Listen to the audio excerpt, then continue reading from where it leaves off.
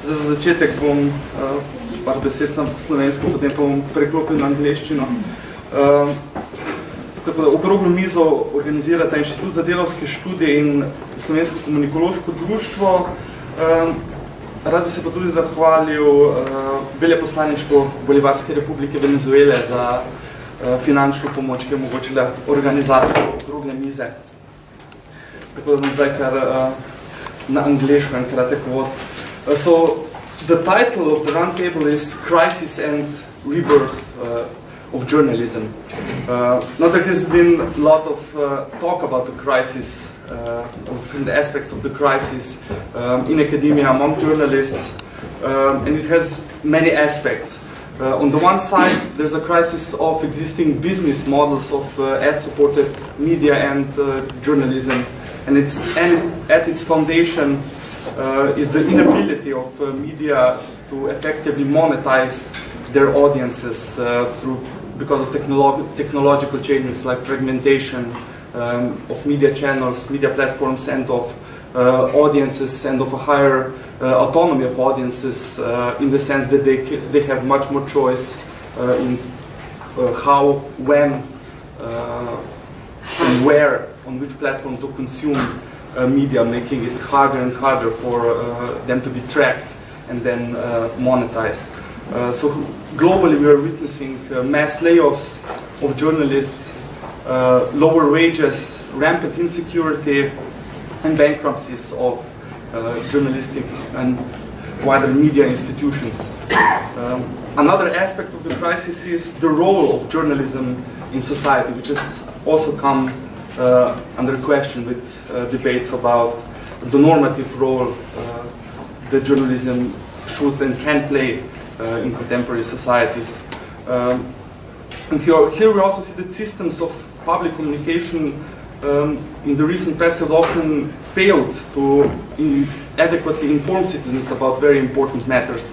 We had the case of the war in Iraq or the financial crisis, where there were critical voices, but they were very marginal in public discourse. We have the problem of information subsidies from centers of economic and political power, especially in the situation where media organizations are trying to reduce costs, becoming an ever greater factor in news reporting. And then we also have cases like Silvio Berlusconi and Rupert Murdoch, who use the power of their media empires to force their political position and negotiate with powerful actors in the political system to the detriment of citizens. And I believe we have to tackle these two problems together. We have to think about both this degrading status of news workers and the role of journalism in society if we want to really solve this crisis in a way that enhances both democratic communication and does not lead to pauperization of those who are doing the communicating. So I'm pleased to have with me today, if I go from left to right, Helena Milinković. She's co-president of the section of independent journalists of RTV Slovenija, the Slovene public broadcaster. Aleš Kocijan, founding member of Cooperative for Večer. Dan Hind, advocate for media reform according to the public commissioning model, and author of Return of the Public, a book about this type of media reform. And Boris Postnikov, the head of service for public communication at the Ministry of Culture of the Republic of Croatia, where they did a pilot project of public commissioning. So if I can start at that end of the table, I would like to ask Helena, first of all, what does it mean to be a precarious news worker at our public broadcast? What is the position of precarious news workers, and what is to be done to improve the situation? Well, I like it that you use the term news worker, not a journalist, because maybe we journalists at the public TV and radio are in better position than other people who work as self-employed, as picture editors, producers, etc.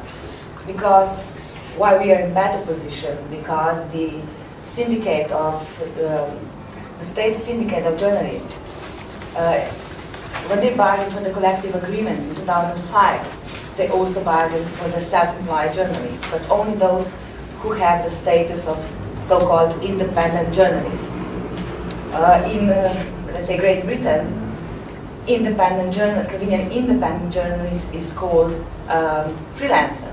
But in Slovenia there is no such thing as freelancing, because everyone who are independent journalists, self-employed, we all work for one media. Because the market is too closed, it's a small market, this is one thing, and on the other side you get a contract which forbids you to work for anybody else. They don't pay you, of course, this clause, but you cannot work for another media. I cannot work for television and, let's say, for the chair. The other thing is the collective agreement gave us some rights. We should be, by this collective agreement, treated the same as full-time employed journalists, but the practice is not like that, of course. I work for public television in the news program. I've been there for 14 years. I've been self-employed for 9 years because I started as a student in the second year. And this is a general story of everybody, mostly journalists, because we start at one position and then you stay. And of course, this problem in the public TV and radio, it's not a problem of the crisis. This is something that, actually, this is something that public radio and television in Slovenia created. This market of precarious journalists. And, as he said, news workers or media workers, I would call them, yeah? Let's say I have a colleague who is a producer, news producer, and he's been on television since 1987, and only last year he was employed. So you can imagine, plastically, how this goes. But because I can give you maybe some numbers, there is, by the latest number, I think there is 1,500 full-time employed people in public radio and television, and around 600 people on contracts with different statuses, mostly self-employed. And when you're self-employed, the tax office doesn't care, yeah? You pay the same amount of taxes as you would be full-time employed. But nobody guarantees you that you will be able to pay this tax, and they will give you this tax, which is not in Slovenia so low. It's around, let's say, lowest tax if you're a self-employed journalist is around 300 euros, and this is for the first year, and then it goes up. And this 600 number, 600 of self-employed media workers in public radio and television was reduced in last years. Before the number was around 1,300. So you can imagine this is one of the biggest companies in Slovenia, the biggest employers also, yeah? But in 2008, because there were so many of us who were, of course, paid lower than the full-time employed, if we talk about journalists, we worked more, we worked weekends, holidays, of course, because you were in this precarious position, you try more, because if you're full-time employed, they cannot lay you off, because the laws in Slovenia are like that. So it doesn't matter whether you do something or you don't do anything, or you do a lot or nothing, you get the same pay every month if you're full-time employed. But in 2008, because there were so many of us and we didn't have these old unions, they only represented the full-time employed people, but not the precarious. Of course, problems are huge. So we decided to organize ourselves, because in this country you cannot form a union if you're not full-time employed. So we formed a section. And at first we had a president of the section and the boards, but our CEO at that time didn't, of course, like that we are organizing, because this was already, a sign of problems. We have a critical mass, there could be a rebellion, etc. And the story with our president was that because the contracts we got, but I will come to that later, were illegal. And he complained that the contract is illegal and he wants a legal contract. And of course you write him personally and he said, no, if you don't like the contract as it's written, we will not give you another one. So he didn't get another contract. So he was laid off, yeah? Of course he sued the public television. After a year or two he got this case and the company should take him back, give him full-time employment on the position he was working at the moment when he was laid off. But he didn't take it because in the meantime, in 2 years, he found another job. So we reorganized ourselves. Now we have 4 presidents. So it's not only one person that is all the time exposed. And we rotate every 3 months. There's one president. And this is maybe better, but also we were very lucky because this CEO who laid off our president, at the end of his mandate, signed the agreement with the section about employing the journal. At that time we were just negotiating for the journalists because we were only organized and we had this collective agreement. Others don't have that. So this was our position. This was why we could do that. But at the end of his mandate, he signed the agreement about employing people on contract, journalists on contracts who've been there for years, etc. So the next CEO had to respect that because this contract has a status of the law. So only the court can decide if they don't cooperate. So the next CEO gave us actually the legitimacy. The other one didn't even want to meet us, not until the end of his mandate. So for the last 4 or 5 years, we were negotiating with the CEO and also with the directors. We are still in the process of negotiations because not much changed. Of course, there were, I don't know, around 70 journalists that were employed. Some sued the company. Of course, nobody lost the case in the court. It's impossible because we have for all these years we had few reports, many reports of auditor report in Slovenia, which also the public radio and television never respected, which said that this status is illegal because we work more than full time, yeah? And we've been there for quite a long time. So we have now these other contracts, but now we have difficulties because they don't want to recognize as the right for a sick leave or the paid holidays, even though paid holidays are stated in the collective agreement. But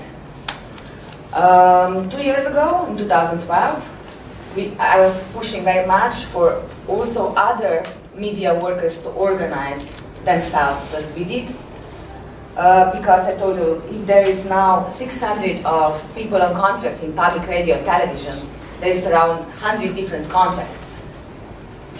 And they were so smart that they always make different contracts, not even 2 contracts are the same. They may maybe just give you €5 more. So there is no possibility of going collectively to the court and getting the case. But in 2012, also others who were paid much, much less, let's say a picture editor who is self-employed in public television, works for the news, gets around €600–700 per month.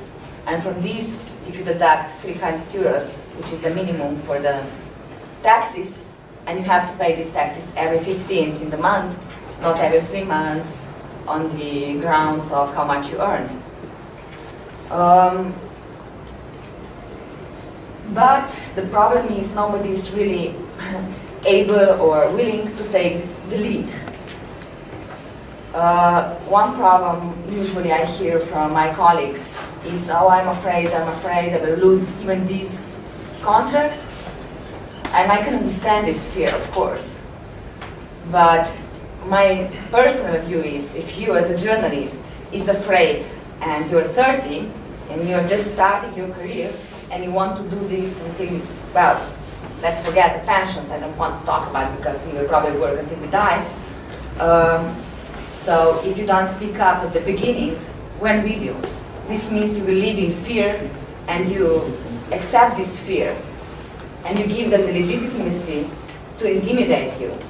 And they can change the context, and usually there is no bargaining, you just take it or leave it. But maybe because we were first to organize ourselves, and because this was a public radio and television, and because of this collective agreement, and some of us, now the things are changing, of course, but we were in much better position than maybe some other journalists, because when you look at the public commercial television, they're actually forbidden to associate in unions or even to be a member of the union. So it's everybody for themselves. So I think this is very important, and also colleagues at other media, also newspapers, they also organize themselves in this kind of formation in the section, but now we are talking that maybe we should organize ourselves on the national level. Because the problem is national, not just one media, and maybe in this regard we could bargain and negotiate directly with the Ministry of Culture, which is responsible for our statuses. I think I will finish with this at the beginning, maybe later more. Okay, just perhaps a little sub-question regarding your plans for organizing. How does the union as a whole react to that? Is it responsive to this organization of... Which union? The Union of Journalists. Yeah, of course, because this was the first actually union in Slovenia that that had members who were not full-time employed. As a precarious journalist, you could be a member of this union. And of course, if you're a member of the union, if you decide to sue or somebody else sues you, and because as a journalist you're always exposed, you have, as a member, free, they can give you they can help you with the legal stuff for free. This is one thing, but the bigger problem than the National Journalists Union was the union. We had problems with the house union, the union in public radio and television, journalistic. This was a bigger problem, but because the National Union worked with us, actually we worked with them, because we don't have all this legal knowledge. I'm not a formalist, but I'm more a practical person. So they offer us all this legal assistance, and but we force them because we cannot bargain inside. So they are part of the negotiation process now too, and also for other unions at the public radio and television who have whose members are, let's say, technical personnel. I said it, but or others, let's say, who are in the administration. So in all, you can imagine sectors in public radio and television, you have precarious workers. Some are paid per hour, some are paid per month. Some of us, we have this fixed sum for the pay, and also you have conditions. You can get this money if you do 16 reports, which coincides the same as the hours of full-time employment, which is 174 or 168. Okay, thank you. Okay, next is a case of an attempted workers' buyout of a newspaper in quite severe financial trouble. So I would ask you to tell us a bit more about that. What was the situation? What were the reasons to attempt this workers' buyout, and where were the greatest obstacles to it? So, as you probably all know, a chair needs to be sold because of many reasons. One of them is that our owner, Delu, violated several rules of media law, of law for protecting the competition, and so on. So everything started when we realized there was no investor with honest and good reasons for buying our media company. For the last 5 years, or even more, for the last 6 or 7 years, the delu took over our company in 2008. So for the last several years, we have experienced several attempts of overtaking our company. And unfortunately, no one who showed interest to buy the share had good reasons to do this. So we asked ourselves, who would better understand what we are actually doing and what is our role in society, what is our role in democracy, what is our responsibility for this society.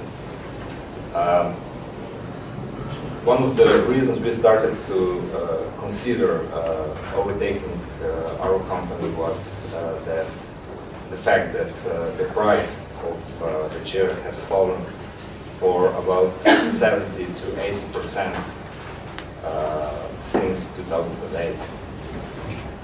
Because they bought the share for 20 million and today they are selling it for 3 million euro.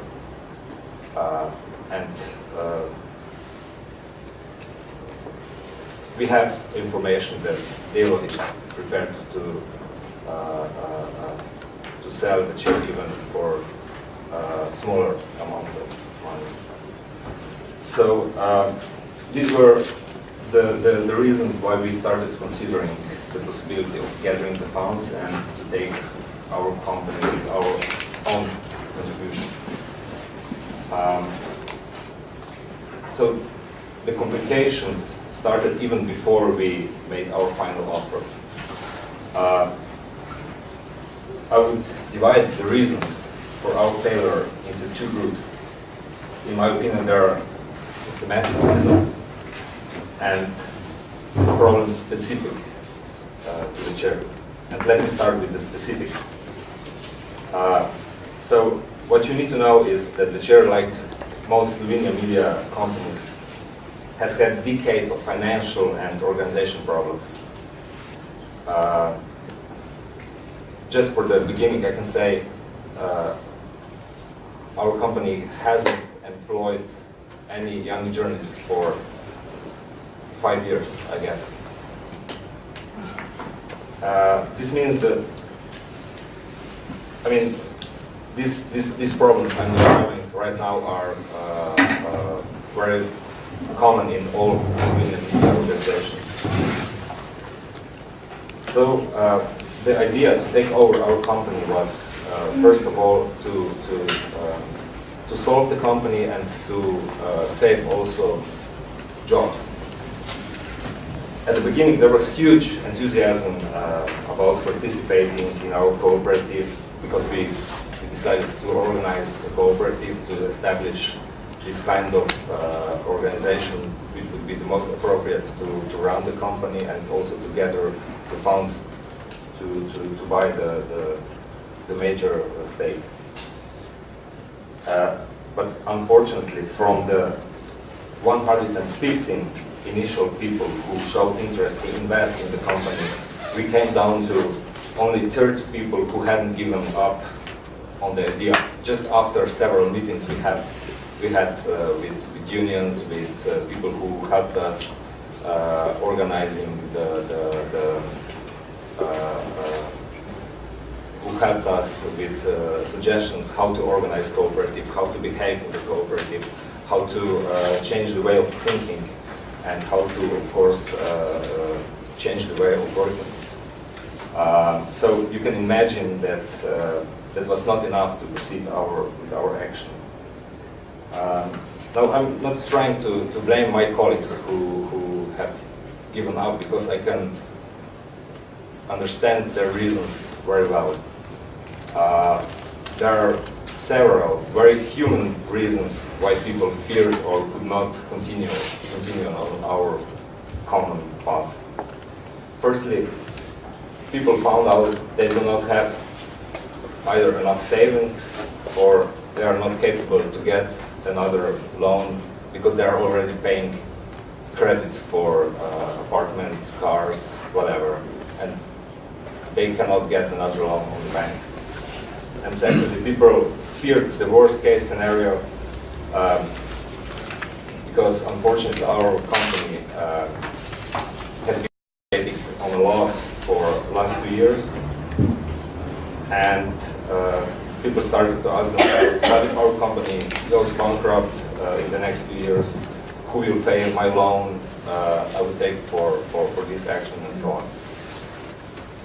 And finally, the most important reason, it might be the fact that people started to realize our company needs to be restructured because we've been operating at a loss for the last 2 years. So we all, at some moment, we all realized we are going to have different responsibilities in our new role. In case we are going to become owner of our media company, we are going to be owners on one side and workers on the other side, and members of the union who is fighting for more rights and so on. All these roles at the same time, if you know what I'm trying to say. So these were the reasons specific to the chair, and maybe in terms of the systematic reasons for our failure. The main one is that Slovene corporate legislation regarding to cooperatives was mostly designed with agriculture companies in mind. So this is why accommodating the specific requirements of media companies has proven a little bit difficult. There's again several questions we have asked ourselves: how to organize a cooperative with so many different roles in this organization, how to maintain the independence of editorial in the company where you have editorial staff and supporting staff in the same area, and they have actually in the cooperative all the same roles and all one vote, no matter how much have someone participated and so on. So that might be for the beginning. What were the reasons for our failure, and what were the reasons for us to even think about organizing cooperative and to take over the company. Okay, thank you. Next, Dan, I would ask you, what is this thing called public commissioning, and why do you think we need it? Well, picking up from what you said in your introduction, that there's a financial crunch in a lot of journalism. As you know, journalism has always been a strange business. It's always relied on very significant subsidies, both internal subsidies where entertainment product, for example, will be used to subsidize what we think of more as quote, serious journalistic product. And also journalism's been the recipient of more or less covert funds from external sources, most obviously in the form of advertising, but also in the form of free information from the public relations industry and also from state sources. This has meant that journalism for a long time has been incredibly profitable. And so when we talk about the crisis in the business model, we have to be aware, I think, that we're talking about an industry that has hit the brick wall of digitization when it's been used to ever-increasing annual profits. It's certainly true in the United States, and it's true in the UK, where I come from. American newspapers were expected up until really a few years ago to be making operating profits of around 20 or 25%. And they were very popular with stock market investors because they seemed like money machines. So when people start to migrate into a digital environment, what had been a license to print money by taking often free information, repackaging it and selling it at a profit and also selling audiences to advertisers, very rapidly started to start hemorrhaging money. And this, I think, creates an opportunity to ask quite serious questions about what journalism is for, and how it can be made to serve the society in which it is embedded. The model that we have is so familiar that it really goes unremarked, and it is that owners and professional journalists together decide what constitutes the news agenda. And any judgment that is exercised by the public on that news agenda is mediated through the market. So journalistic projects in the private sector look to the market as legitimation for what they do. So they say, we print the news that we think is important, and if we get it wrong, then people don't buy our product.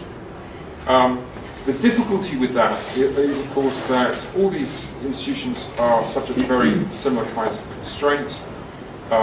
They are embedded in systems of power, which they often or usually won't talk about, and they will tend to describe the world in ways that are consistent with their remaining viable in this system of power.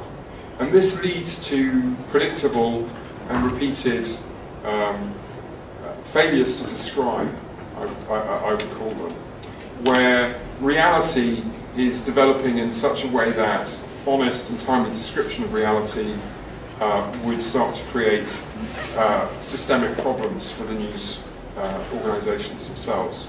So in Britain, for example, we had a very long, drawn-out process by which credit markets got out of control. Really, you can start to see academics and independent journalists saying that the credit markets are becoming unsustainable in around 2003, 2004. But until the middle of 2007, when hedge funds start to go bankrupt, and then high street banks in Britain and elsewhere start to go bankrupt, this problem was really not discussed in widely accessible media. And there's a very complicated story to be told about why that is. But I would put the emphasis on registering the way in which financial matters were reported, the way in which the financial agenda was established by professional journalists and their owners in collaboration with the financial sector itself, which had this role as major advertiser in the financial press, and also as a major player in the political system. They were major funders of the political parties. They had an enormous amount of sway within the policy-making framework. So for established media operations to begin to question the fundamentals of my country's economy would have put them in serious jeopardy as business entities. So the only way I can see that we end this structural vulnerability to established economic and political power and the fusion of the two is by taking public funds intended to support journalism and giving the power to disperse those funds to the citizen body as a whole. I'm never quite sure when I say that how that comes across, whether it sounds like the most obvious thing ever or whether it sounds completely unrealistic. But it seems to me that the moment we take money from the public in various ways, through the market mechanism, but also through the tax system, and we use that to fund a journalistic process, which is essentially inaccessible to the funding public until such time as the product is published. So you have a kind of black box that surrounds editorial decision-making. And every now and again the public will say, well, why didn't you notice that disaster was going to break out in the economy, or why didn't you notice that that the government was lying about its reasons for going to war or whatever.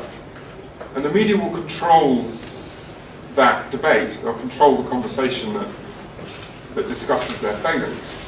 And they'll come up with all sorts of explanations, mostly around the idea that, well, no one knew. So we were doing our best, but we couldn't possibly have predicted this or registered this because no one else did.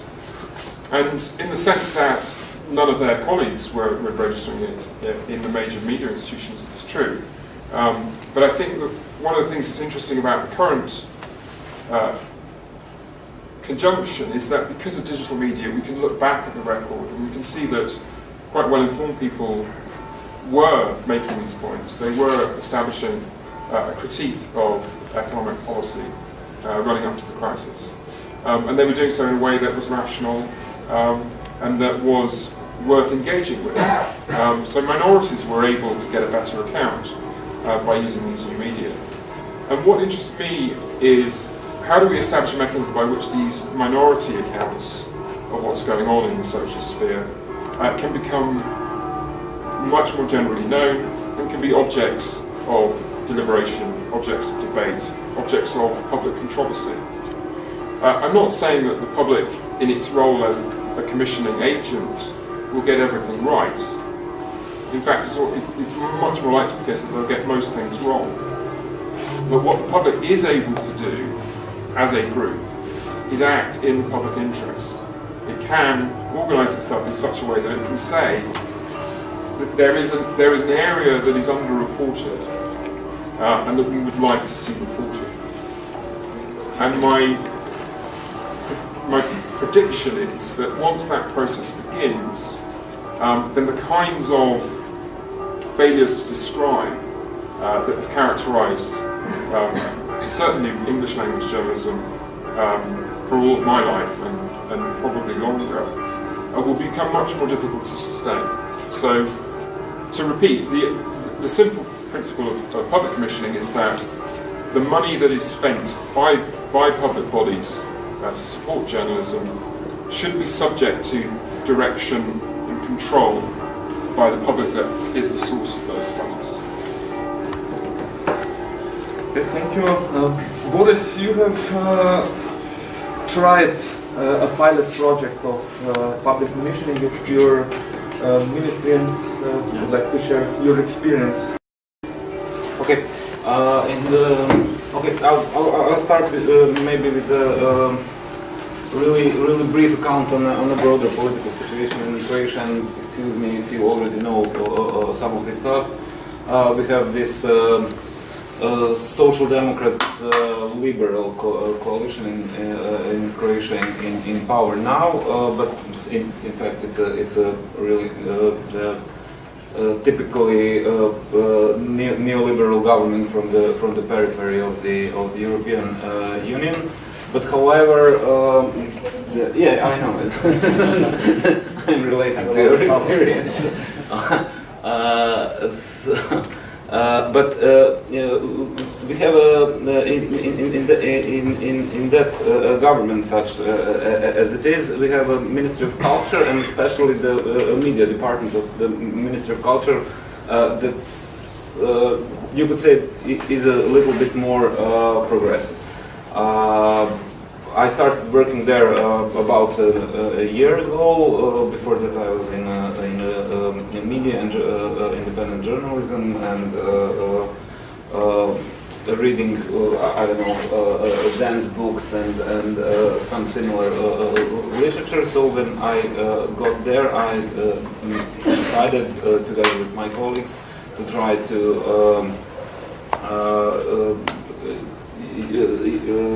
use that situation and to try to make some kind of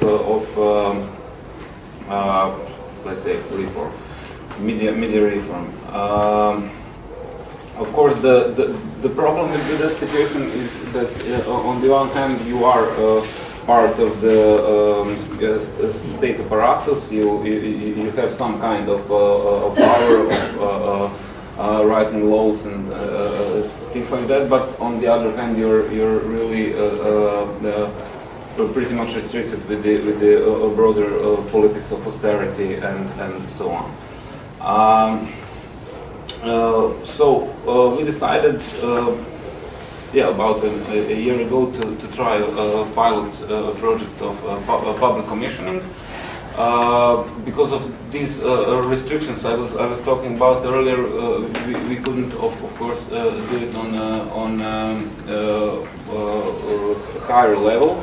So we decided to try to make it on a smaller scale, like some kind of an experimental program, and see how it will work out.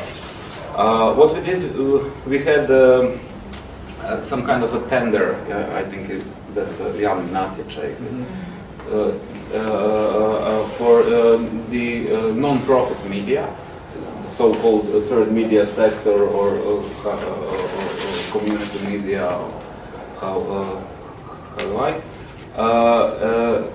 It was a small tender. We gave away about 400,000 euros for about 14 non-profit media, and we decided to make a public commissioning tender as kind of satellite tender for that non-profit media tender.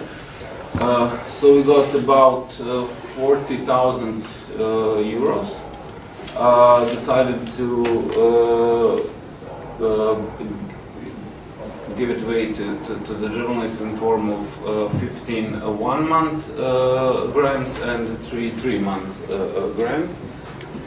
Ask them to propose the topics that they would like to write about, to make a broadcast about, or something else. Also ask them to get the letter of support from some of the non-profit media. So that was in that letter, the media was basically the editor of media was saying that yes, we will publish this if the project got enough public votes. So in a way, we make some kind of mechanism to indirectly filter out all those stuff that wouldn't, you know, all those bullshit that you can get from anybody who apply, because we were making it anonymous. The names of the journalists weren't discovered until the end of the public voting. We made an internet voting that was strictly one person, one vote. I won't get into technical details, but it was pretty safe. That's a good point of working for the government.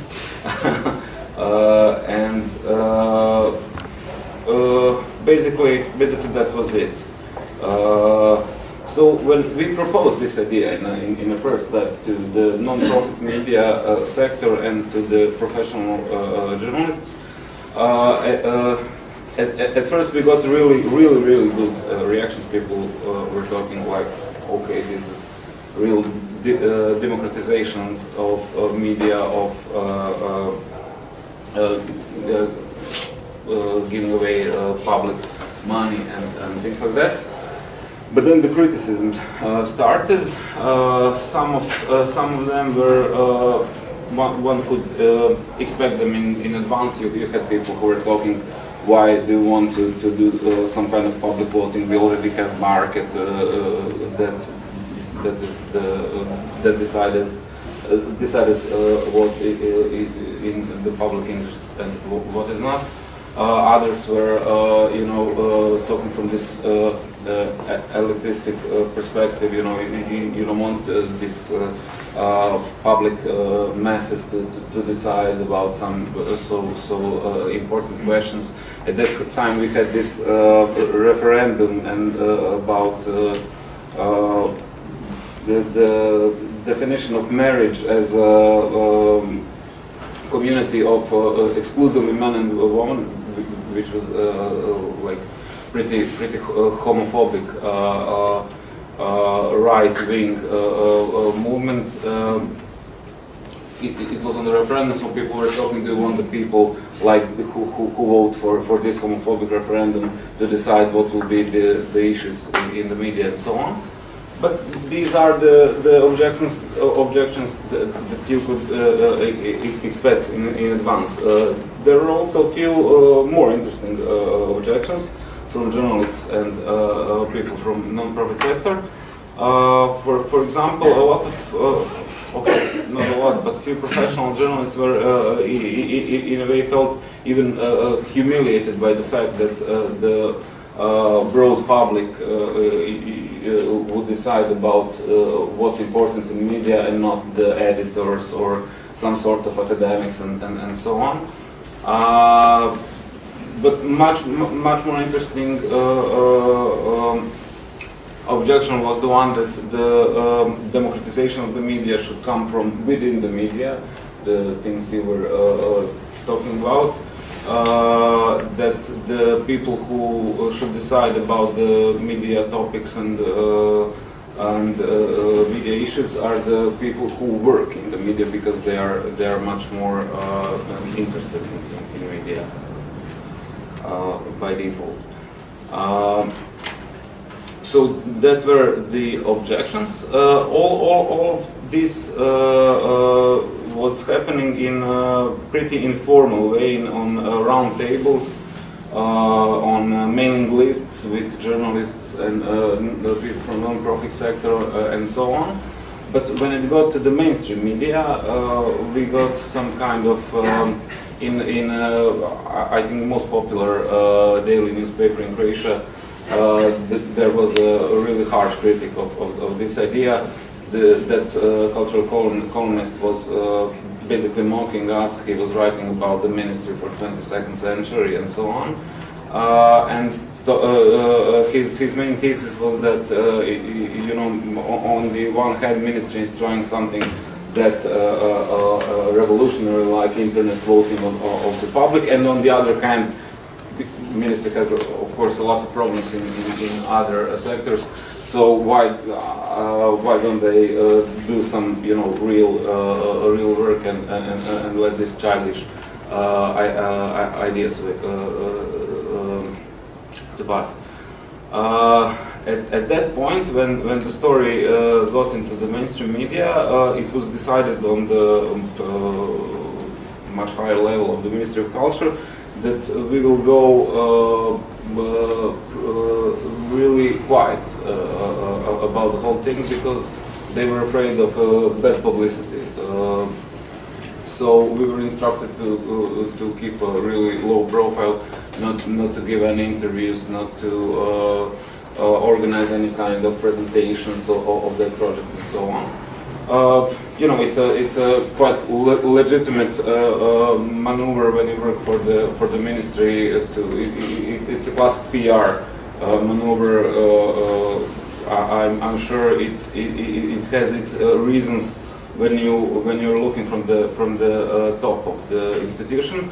But for the project such as the public commissioning, it means that if you are not able to try to mobilize people to go on public television, to speak publicly and so on.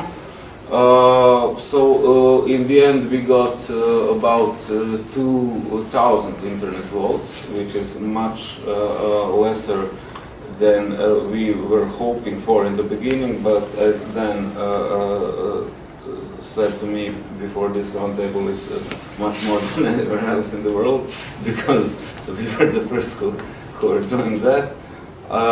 We got 50 journalists proposed their topics. They were mostly about workers' rights, about some minority issues, in the first place LGBT community. There were a few stories from these rural parts of Croatia, which is pretty interesting, because these parts of Croatia are practically invisible in the mainstream media. and so on. Okay, we gave that grants. Some of the some of the journalist stories are being published at this moment. They will be published until the end of the year. And I don't know. We will see if we will do it again this year, because if we don't get from the media department of the ministry, if we don't get the support, institutional support we need from our institution, I don't think it's smart to go on with that. Okay, I hope your ban on public speaking doesn't include the banner. I see that. Okay, camera over there. Okay, perhaps at this point, if the speakers have any comments, questions for each other. I was curious to ask, we're in the process of looking at the cooperative option. Are there, as it were, readers' organisations that you were able to communicate with, and was the idea of a cooperative in which the readers would also be stakeholders? Was that explored, or? Yeah, that was part of our plan, but we wanted to invite our readers into our cooperative after after establishing the cooperative. We actually have established the cooperative, but it still has only 5 founding members, because as I mentioned before, from 115 people who showed interest to invest, to participate in the whole thing, we ended at 30 people with this purpose. So the idea actually haven't gone forward, and as we start organizing ourselves, we didn't go far and ask our readers, but that was the part of whole plan. But we didn't want to force them to participate with bigger amounts of money. Just like, for instance, we would participate with 10,000–15,000 euro in 10 years probably.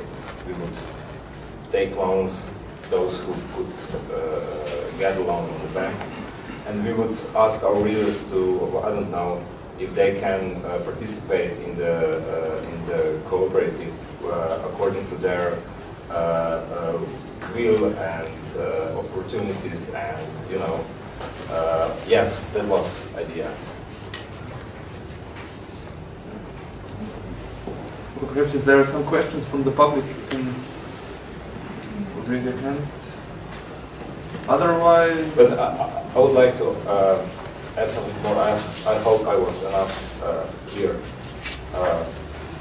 Our company has been operating at a loss for 2 years, so people realized that we will have to reduce costs, we will have to reduce wages, and we will have to reduce number of jobs. So people ask themselves, if I participate in the cooperative, do I have, is my job safe? And we didn't find an answer to these questions, No one knows what will happen in 2 years, and no one knows if whether his or her job is safe if he or she participates in the cooperative investment. Yeah. I was invited for a discussion at The Guardian a couple of years ago, because they face very significant annual losses on the newspaper. And they were keen to discuss cooperative models and some way of changing the relationship with their audience, because they could see that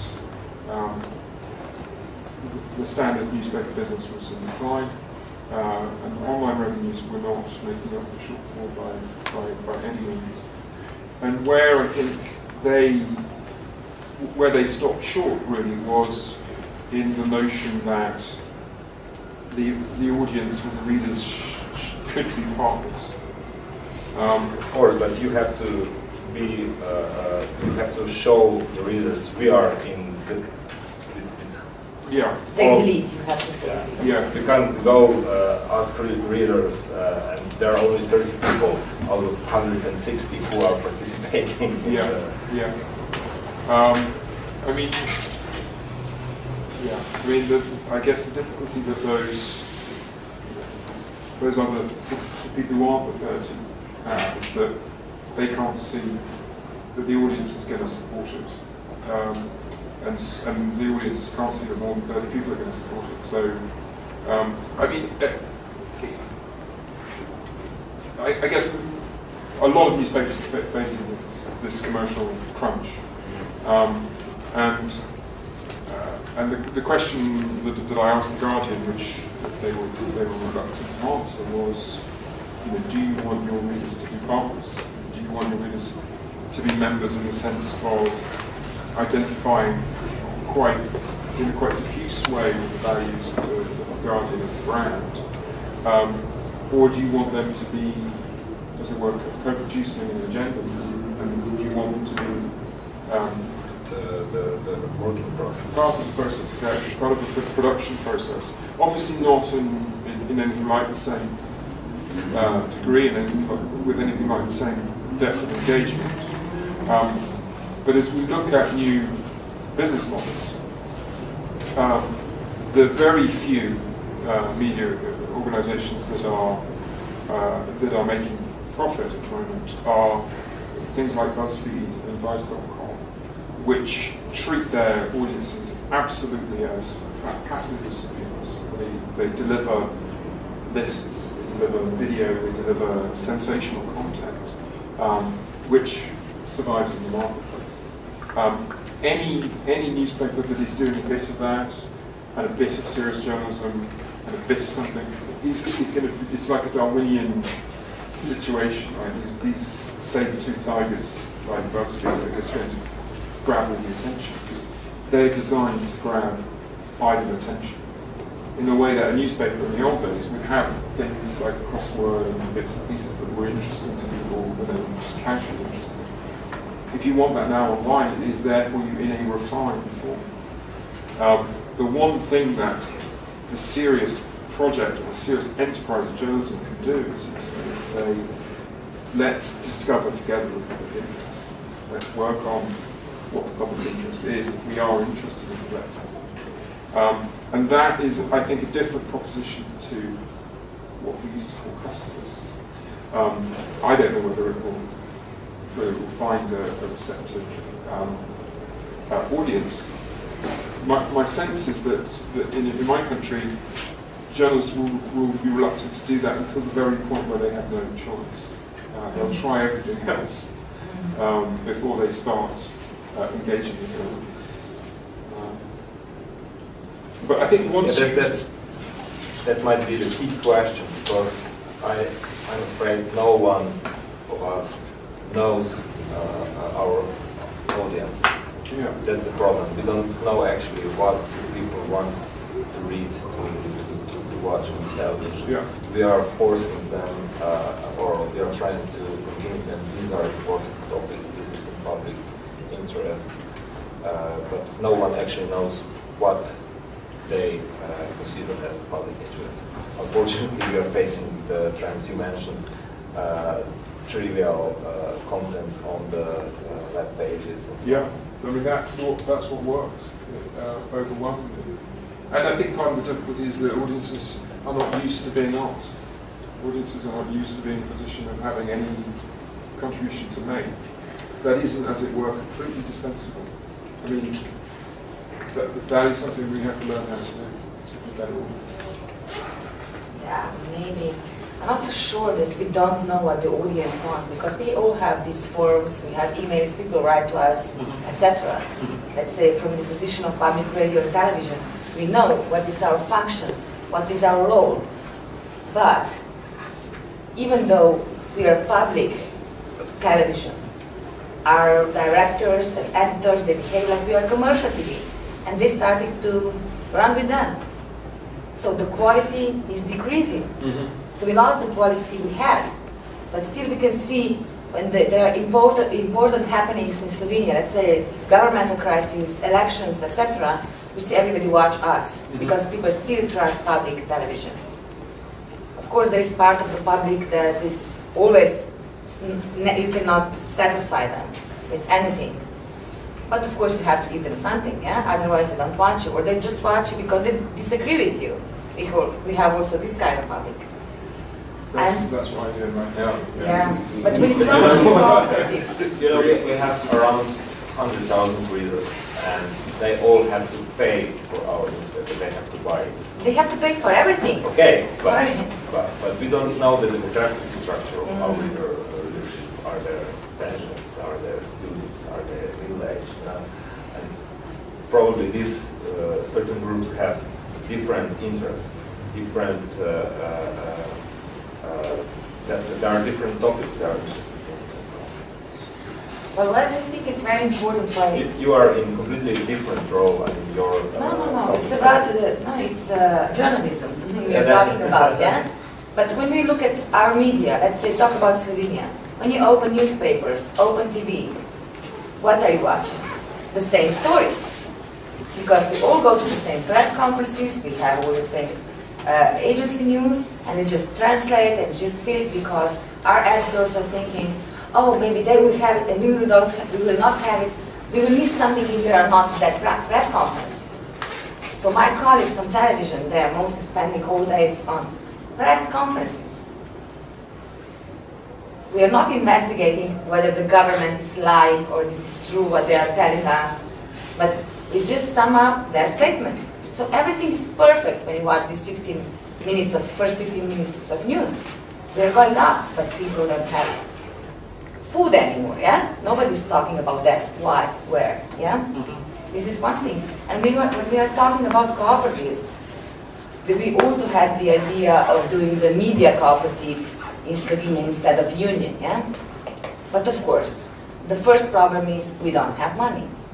If you're self-employed, you don't get the loan because you don't have the contract, or you have only 3 months contract on 1 year. Of course, banks don't give you loans. This was also the case before the crisis, at least in comparison with Slovenian banks. And I think it's very important also on the mentality of audience. They change, of course, or the country. I think probably it's more difficult to sell cooperative, or easier, I don't know.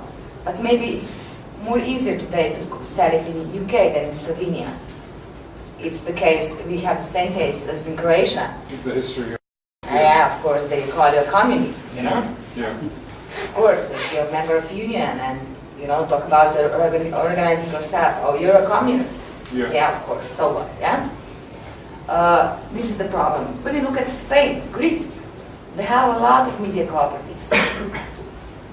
Even the ERT, you know, the Greek television, public radio and television that was abolished last year, over the night. There is one part, they started exactly to do that. They went on the net, and they started to communicate with the public through the internet. What are you interested in? And they said they had such support from the public because they were telling people their stories. They were talking about people's lives, which public TV didn't do before. So I think this is very important. And when we were talking about cooperatives, we don't know what we want, yeah? Okay, we want to establish a national journalistic cooperative, but then what do we have? Only people. So what are we? Employment agency. We are not a cooperative. You have to offer something to the public to be a functional cooperative. Of course, in Slovenia, the big problem is with the cooperatives because of the laws. We need a new law to establish cooperative, also to get loans. Let's say in France it's easy, it's much easier because you have cooperative banks. In Slovenia there is no such case. So this is one of the problems, because after the independence they just cut off everything that had a little smell of socialism, yeah? So we abolished all the laws that were also good, and we need them today because of this precarious situation in the country we are in, yeah? So only cooperatives that are still functioning are mostly these agricultural. Still in such small country that we live in, you know, we are so dispersed. It's impossible, you know, to be unified, to talk with one voice. This is also a problem, and this is my personal, of course, and talking from myself, view why the Slovenian media are such a crisis, because we are competing all the time among ourselves. Not even journalists were unified. So this is the problem. We have star journalists, star media people, of course they're paid very well, they're of course not interested to be part of that. I'm wondering, we have actually... Because of this big inequality, of course, and you work under different conditions. Maybe because I started with this precarious, I didn't think about that. I work in a foreign news department. So I travel sometimes, not much, but sometimes. And I never thought about that until last year when I was in North Cyprus and I went to the south with a Danish colleague. He was between 60 and 70. And I also film on my own. So I learned this multi-skilling because now I'm more competitive than my colleagues that don't have these skills. And he went with me with a taxi to Nicosia and we were talking. He talked, oh, you're employed, blah, blah, blah. I said, no, I'm on contract. Well, and I explained the situation. I said, oh, so you have to pay that you can work. Because whenever I travel, I have to have my own budget. And after, sometimes I wait 3 months, 6 months, 7 months. I always have to beg for them to return me my money because I have to pay the hotels, everything, yeah? If you're full-time employed, you get this money in advance. So this is also one problem, yeah? But I never thought it before, let's say somebody from a civilized country told me, because this is normal here, yeah? It's becoming increasingly normal in Britain as well, certainly. And in my country, it's interesting that the idea of the cooperative as a model in the wider economy began to gain popularity a couple of years ago as the crisis kind of bit in.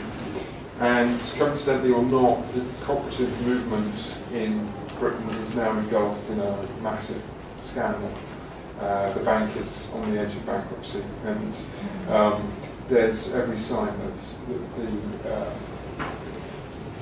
governance of the cooperative movement, there's one institution that controls a lot of them, will be reformed to make it much more like a standard corporation. So, and I think this leads on to the point that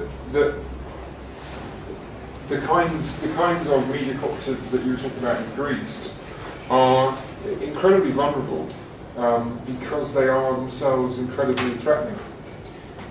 Once you start telling people stories, once you start to cease paying attention to the either written or unwritten rules of the game in the major media, you very rapidly start to describe a state of affairs which is ripe for structural transformation. It becomes very obvious to people that their experiences are not unusual, and that they have much more in common with the people that they're now seeing on the television than the celebrities and the star journalists that they normally get to see. So there are very powerful forces that are arrayed against any kind of break in normal service. It amazes me that the owners and the controllers of the media seem so determined to drive journalists into this state, because they will eventually, it seems to me, fall to backlash. You cannot push journalists to such depths of insecurity endlessly without them finally, I think, breaking with the promise of a career that will never come true. So in my country, I think I'm sort of astounded that they're not addressing the fact that bright young people who want to describe the world are being given a lesson in the dysfunction of the economy as a whole. I think that there is it's very important how you run the state politics in this context. Because what we are trying in Croatia right now is to this public commission kind of just the part of the story. We're trying to strengthen out this particular non-profit media sector, but also the public media, because there are a lot of journalists, exactly like here in Slovenia, which were fired during the crisis. Few hundred, up to maybe 1,000 people lost their job in journalism from the to 2009 onwards.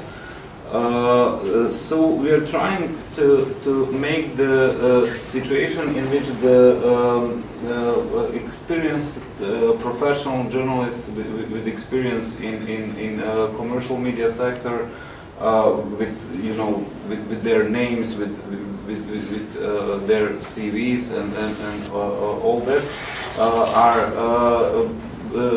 beginning to be more and more interested in working for the small marginal non-profit media and picking up issues that are going under the radar of the mainstream commercial media sector.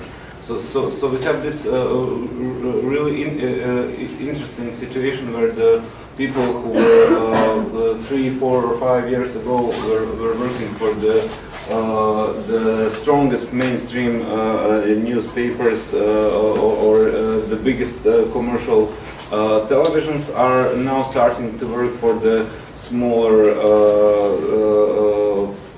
periodical press or for websites or small radio stations and things like that. It's still on the really low scale. It would be better if we could simply have much more money to inject it in this let's say marginal non-profit sector. But we are slowly creating this fusion of different media issues and topics that are established in the marginal third sector field and of the professional journalism. So with the if you have some kind of political strategy and if you have some at least small amount of political power in given circumstances, it is possible to even do something good with this really bad trends. But that's a really specific for Croatian situation. At this point, after the next elections, it probably won't look like that at all. Okay, no, but I think there's a problem also, when we talk about third sector media, we can see that they perform a very important function for the public. But on the other hand, if I look at this so-called third sector alternative media in Slovenia, for example, Radio Students, very important medium, it is a site of hyper-exploitation. Not because of some commercial media sweatshop. Yeah, because people sincerely and truly believe what they're doing there is very important, and it leads them into even worse material situation. So I was wondering, how to reconcile these two demands, to be responsible to the public and at the same time, to not rely on those forms of self-exploitation. Well, I know that because before I worked for I got a job in the Ministry of Culture. I was chief editor of Zares, which is Cultural Biweekly. So we were working exactly the same circumstances. No money at all, or some small amounts of money 2 or 3 times a year or something like that. So complete self-exploitation and exploitation of their journalist colleagues who write for the journal. But now what we are trying to do in the media department, when we, for example, give the money to the third sector media, we have the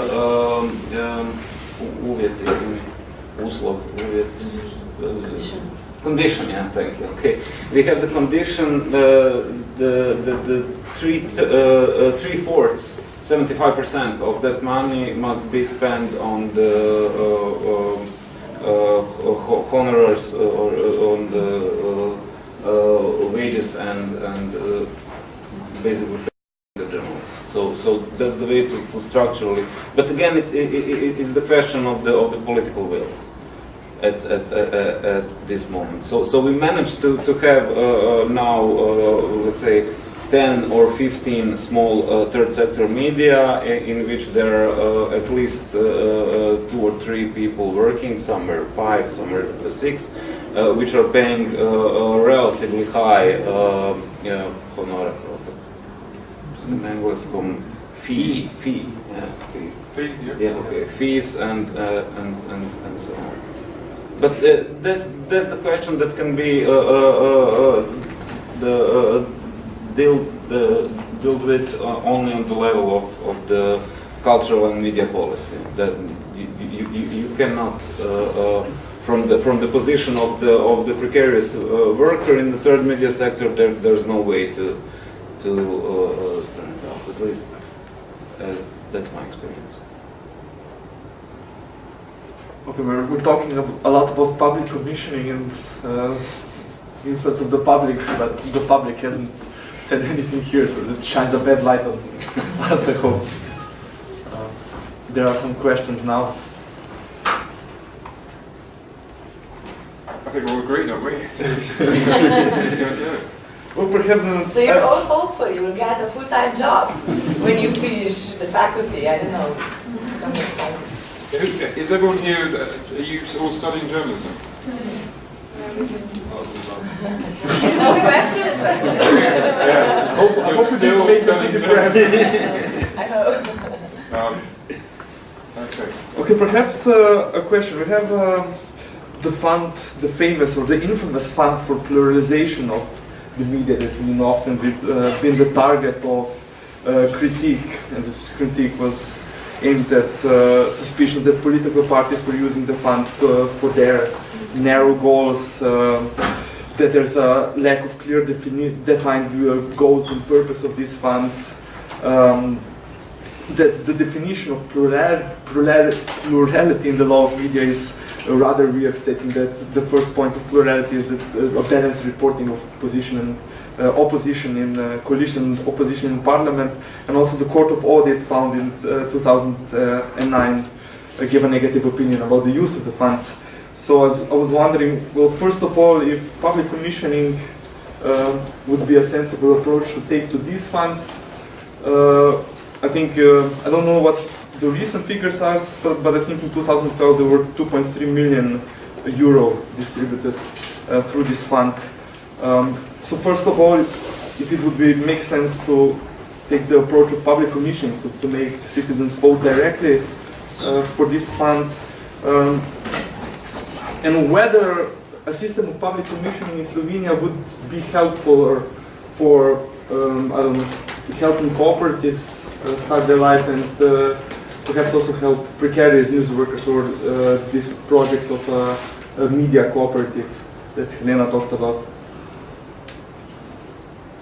Can I just say very quickly, in Britain we have the BBC, which is a very big and powerful state broadcaster, and it doesn't make the mistake of writing down what plurality is.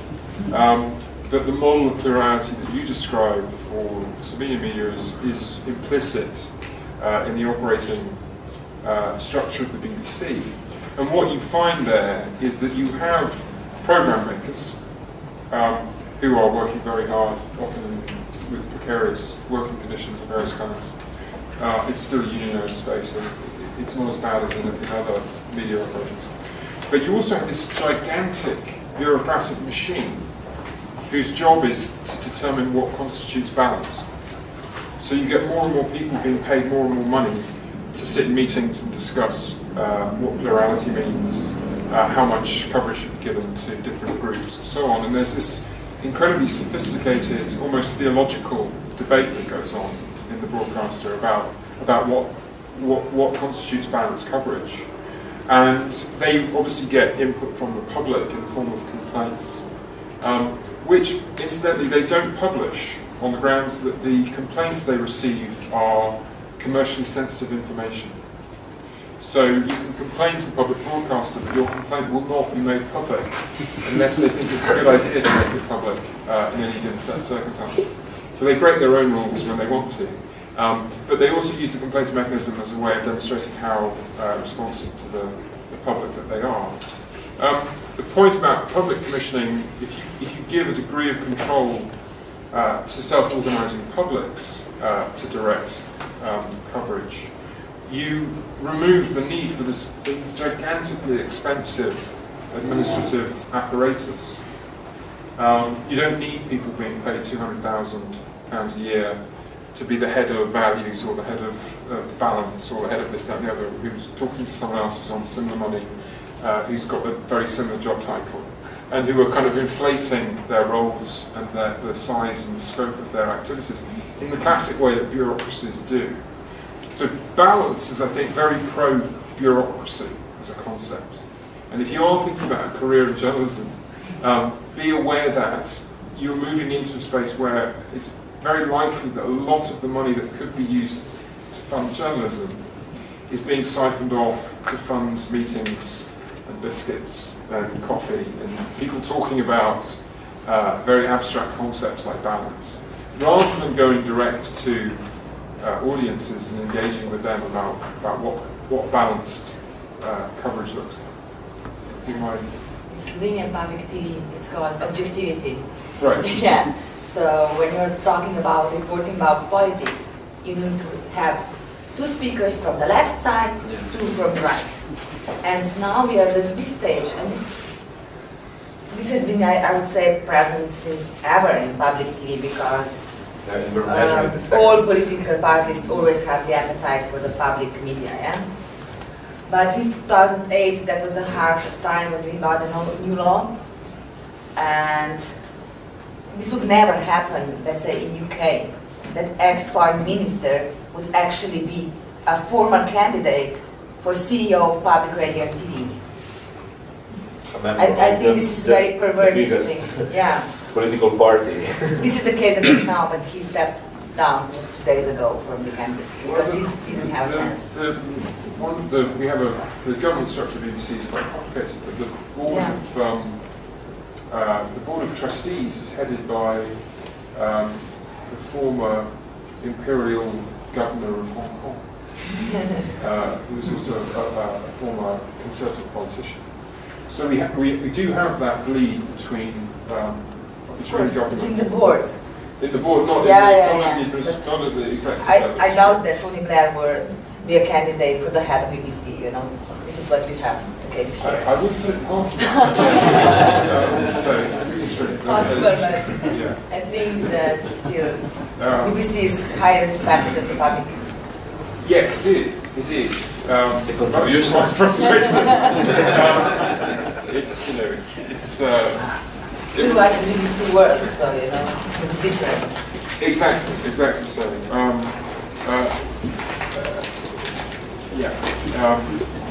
Andre Gide was asked who the greatest French poet in history was. He said, alas, Victor Hugo.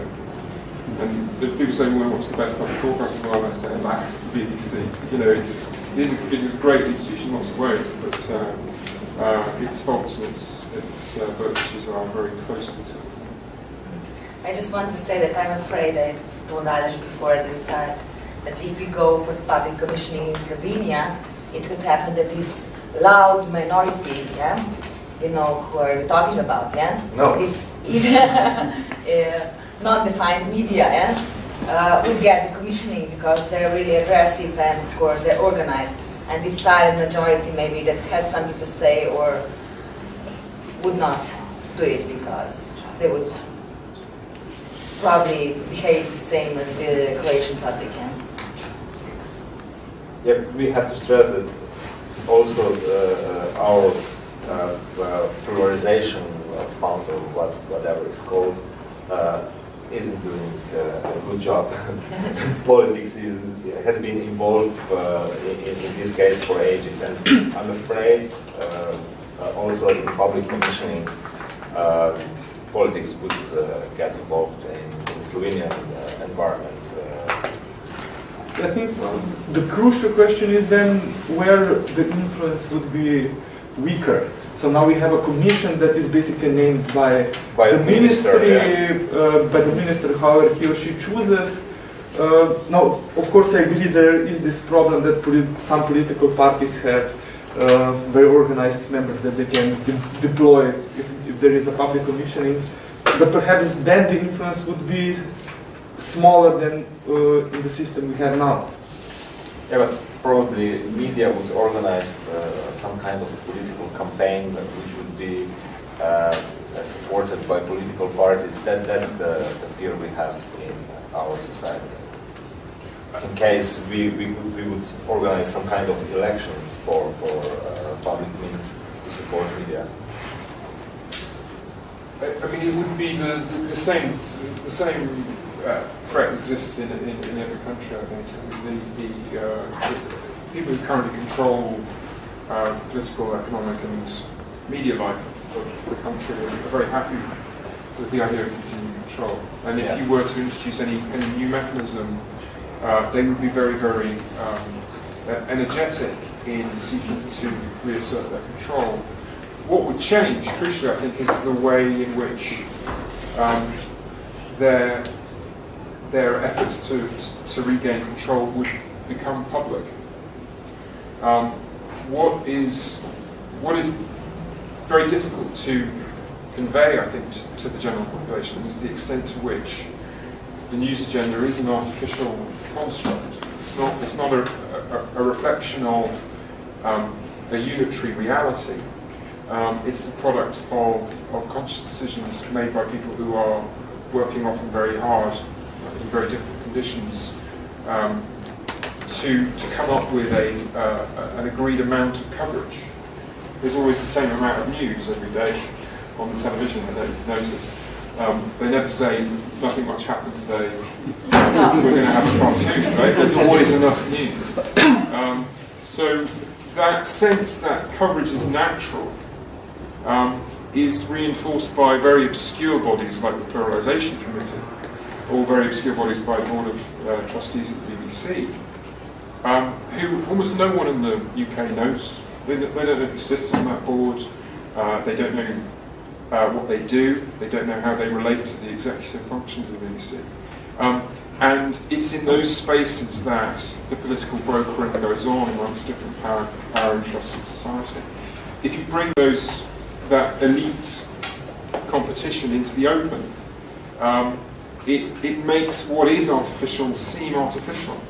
It makes the news agenda visible as something that is constructed. And it does allow the possibility that the public, in whatever form, can engage in what is currently a closed elite competition. It's not going to be perfect.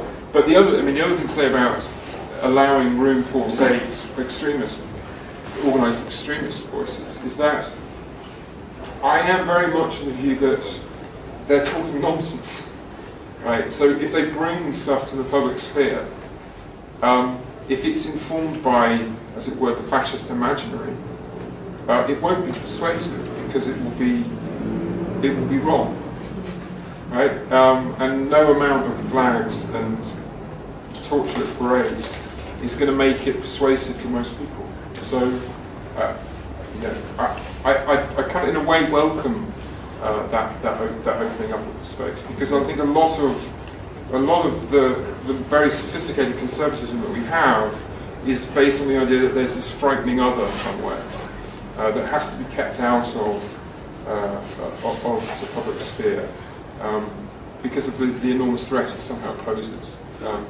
And I think it's to some extent a necessary construct.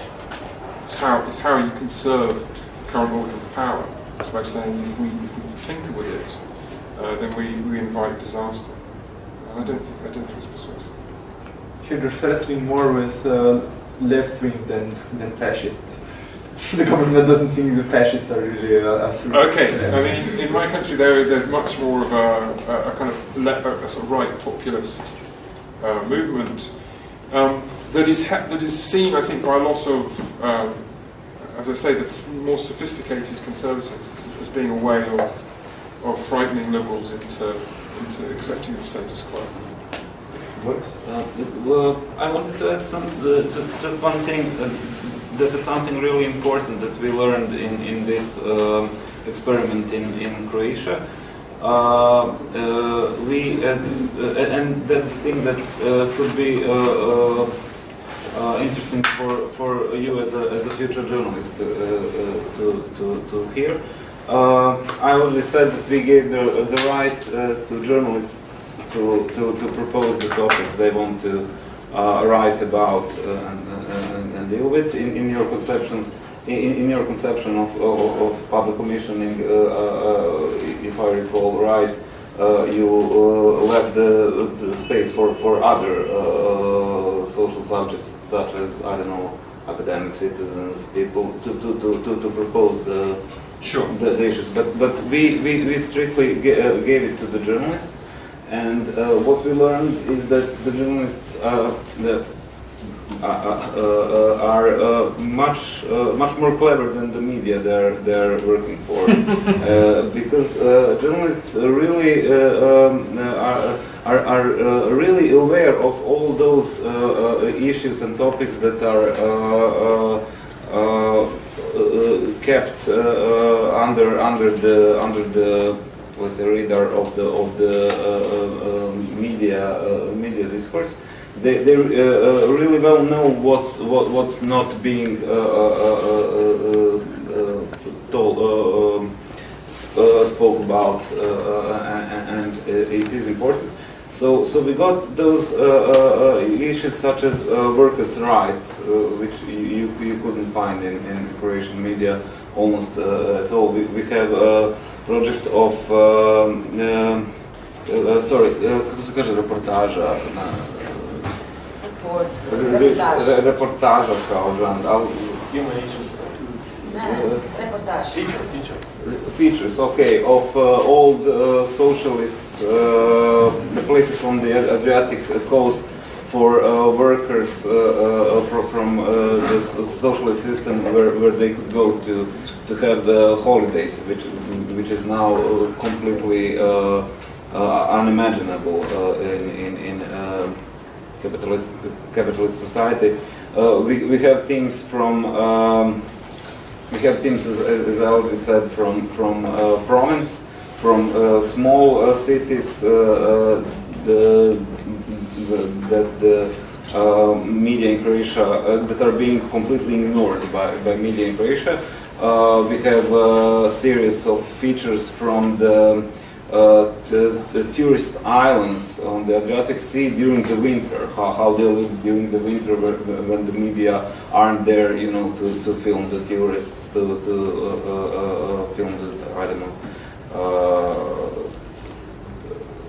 beautiful sea and things like that. So we learned that the journalists are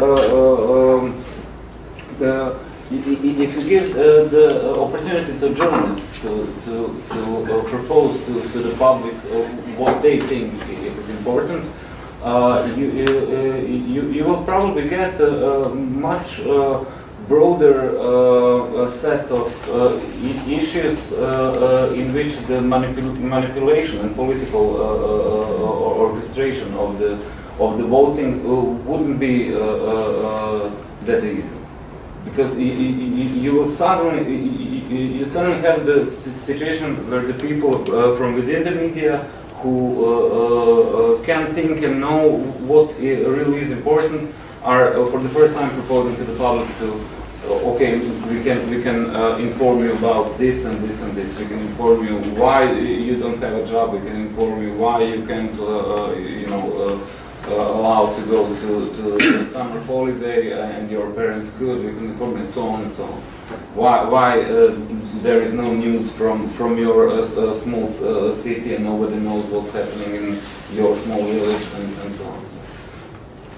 So that's really important thing that we learned from this experiment, although it didn't went that successfully as we were hoping to. The thing that really, and that's probably something you'll learn during your professional career, that journalists are really much more clever than the media ever. Are you going to try it again? What this was just a No, pilot project? I'm not sure, because we simply don't have, it's a controversial issue, and from the perspective of the Ministry of Culture, it brings up a lot of bad publicity. A lot of mocking, a lot of criticism. So in a way, from the because of the public relations reasons, we were kindly asked not to talk much about that public commissioning experiment, and I'm not sure what's the point of making a public commission if you cannot tell the public about it. It's a weird thing, yeah. So I'm not sure. We are still talking inside the Ministry of Culture, and I don't know. Me and people from the media department are of course trying to opt out trying to lobby for the solution where we would have open hands to go public with this year and to try to talk as much as we can about it and to mobilize public, but I'm simply not sure. Okay, we had a question from the audience. I have a question for that. About the public interest. My question would be, for the public interest, before we can see it, before we can notice it, I think there has to be a major shift in the perception of modern democracy. The current consumption of news is still very passive. The public still needs to be organized to show its interest. We can hear from Croatian colleagues that there was still, in the pilot project, there was still only 2,000 votes. So my question is how is that to be done? I mean, my sense is that we have this liberal phrase that education empowers. Right?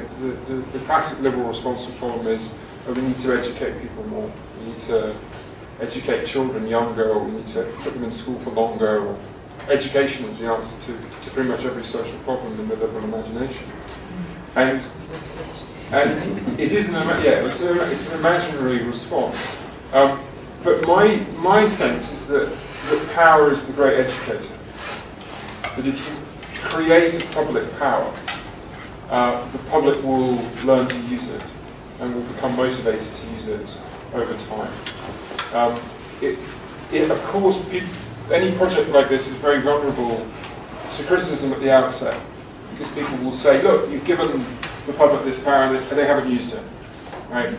It's like saying, you've given this a bicycle to this child and it's just fallen off it. Right? You have to learn how to acquire a particular skill. But the way that you learn the skill of being part of an informed and organised public is by having a motive to organise, and a motive to become informed through your own efforts. And that's what's crucial here, is that power is prior to the emergence of this educated public, this self-governing public that we want to see. You don't suddenly become a competent citizen if you've been encouraged towards passivity and identification of charismatic leaders and so on for decades, for centuries. You'll only do it, I think, when these powers become available and they become obtrusive and they become objects of general knowledge. And it's very striking that Boris describes how they were discouraged from talking about it. Right? Because once people start to talk about something like that, it seems to me that the kinds of skills that you need to see, or you want to see in the public, start to be acquired. It's in the talking about it that you learn the skill. Every time I open my mouth, people leave. So I don't think it's me. I think it's you must have come to it. I think it's because it's getting late. So yeah. So I would like to thank all our speakers, and I would like to thank all of you for coming and listening. And I hope it's been informative and enlightening. So, thank you all.